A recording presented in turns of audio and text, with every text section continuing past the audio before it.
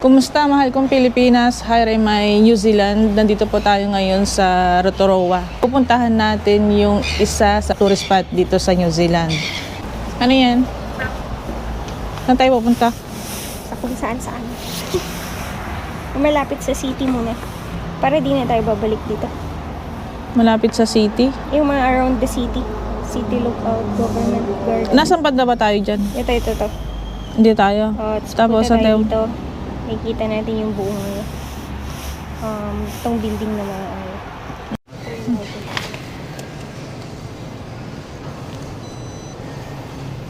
Ilalagay na natin ang ating mga gamit sa locker. Kasi magtutour tayo. Ilibutin natin ang ready. Number 3. Number 3, ito.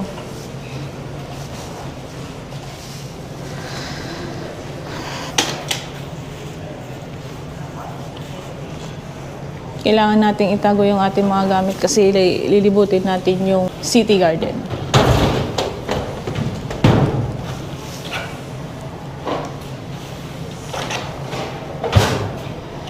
Madam Chini.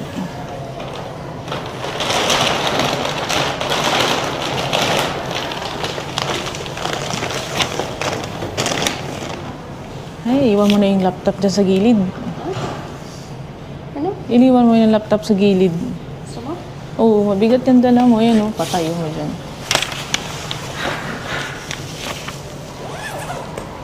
Yan. Yan, okay. Let's go.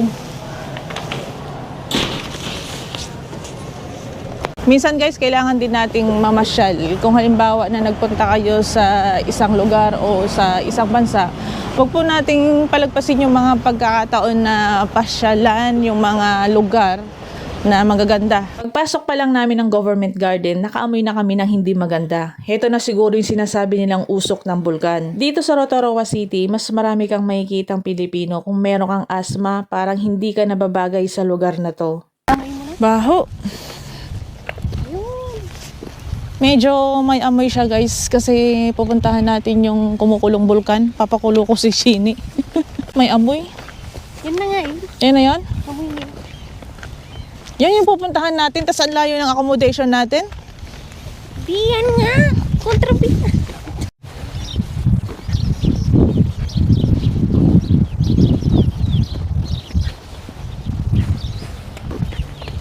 Ay, umuusok. Ayun na yung bulkan. Steam lang siya. Steam. Tingnan natin kung ano yung umuusok. Ano yan? Yan yung mga pupuntahan natin. Puro usok? Ano yan? Natural na usok yan? Oo. Oh? Spring nga. Mabaho no, may amoy no. Ha?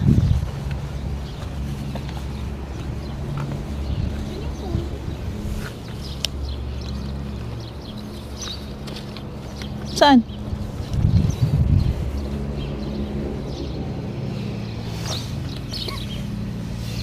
Medyo may amoy yung usok guys. Ito yung ganito yung pupuntahan natin.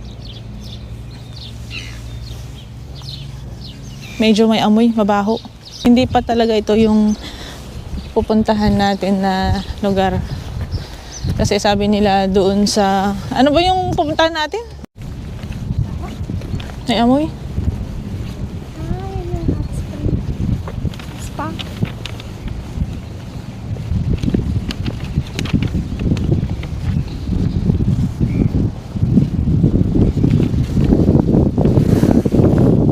Kung iisipin mo parang nakakatakot kasi sa Pilipinas kapag umuusok ang bulkan pinagbabawal itong lapitan. Yung tubig halatang sa bulkan nang galing si Abu. Tignan natin sa baba kung ano yung... Pwede kayang tumawid dito. Pwede kayang bumaba.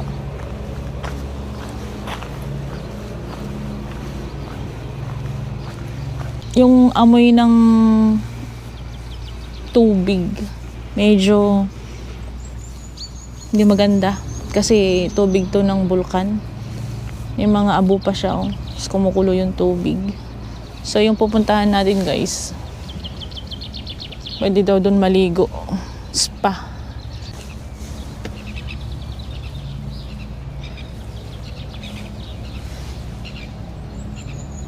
Mainit kaya to?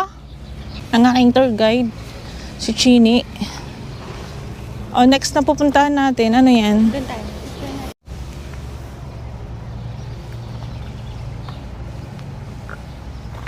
Pa-heart yung bato.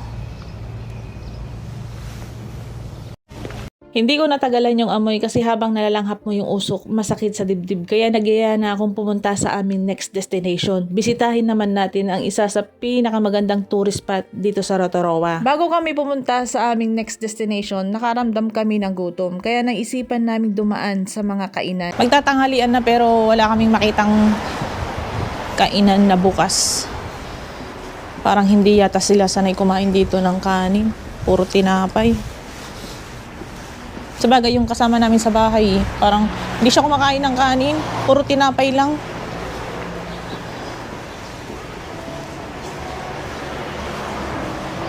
Yung mga tinapay lang talaga bukas. Ayun o. Basta. Saan? Ang pinakakain nila dito, patatas, ano pa ba? Mais. Carbs din kasi yun. Tayo mga Pilipino, hindi tayo makakain ng walang kanin. Maghahanap, ano ba naman yan? Nahihilo na ako, di pa nga gutom na ako.